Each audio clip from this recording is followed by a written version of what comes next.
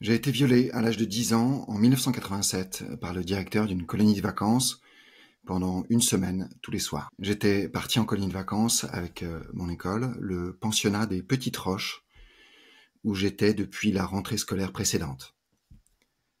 Parce que j'étais le meilleur ami du fils d'une personnalité dont je préfère taire le nom, nous dormions dans une chambre d'amis dans la maison du directeur de cette colonie de vacances de ski dans les Alpes. Nous dormions, mon ami et moi, tous les deux sur des matelas à même le sol dans ce qui devait être une chambre d'amis, dans un grand appartement mitoyen de la colonie de vacances. Tous les soirs, pendant une semaine, ce directeur dont je ne me souviens pas le nom m'a violé à répétition et forcé des fellations, puis menacé de conséquences gravissimes si je parlais. Le matin, dans la chambre, à côté de mon ami, il se mettait dans mon lit, jouait avec mon pénis en me souriant.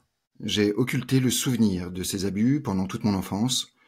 À 20 ans, suite à des problèmes psychologiques lourds, je me suis souvenu en thérapie de ce qui s'est passé. J'ai porté plainte à 24 ans en donnant toutes les circonstances à la police. Le souvenir était tellement brutal pour moi que je tentais de mettre fin à mes jours quelques heures après avoir porté plainte. Par chance, un jeune homme me parlait et réussit à me convaincre de ne pas me jeter.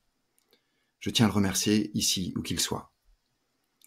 La personne chargée de l'enquête judiciaire m'informa ensuite que cet ami d'enfance et sa famille ont été entendus, ainsi que le suspect qui était, m'a-t-on dit, observé de près.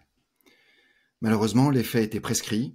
La loi ne permettait pas encore de porter plainte plus de 10 ans après les faits. Si je prends la parole aujourd'hui, c'est pour aider d'autres victimes de viol, d'inceste ou d'abus sexuels qui pourraient voir un témoignage de quelqu'un qui a pu expérimenter un peu de résilience. Il y a 4 ans, j'écoutais le podcast de Tim Ferriss qui partageait sa propre expérience et les abus qu'il a subis dans son enfance.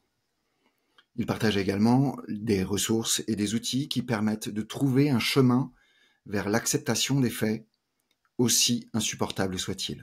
L'acceptation est le premier pas vers la résilience. Pouvoir en parler librement et publiquement est une étape difficile, mais dont je ressens le besoin aujourd'hui. Une des principales causes de peine est de ne pas avoir réussi à parler de mon expérience avant, pour empêcher notamment d'autres victimes de subir le même sort par ce prédateur. J'espère qu'en prenant la parole aujourd'hui, je pourrai aider d'autres victimes dans leur chemin de guérison. Parce que si la tête ne se souvient pas forcément, le corps garde tout. Il est possible de travailler sur un traumatisme sans forcément avoir le souvenir des faits, simplement en observant et en écoutant le corps. Ce type de thérapie s'appelle la somatic experience. Les praticiens suivent les découvertes et les travaux en traumatologie du docteur Peter Levine. Si vous êtes concerné, je vous recommande la lecture du livre Waking the Tiger, Réveiller le tigre. La lecture de ce livre et faire les quelques exercices qui sont indiqués m'ont permis d'identifier les traumatismes avec lesquels je vivais depuis des décennies. D'autres livres ou formes thérapeutiques peuvent être utiles pour les victimes.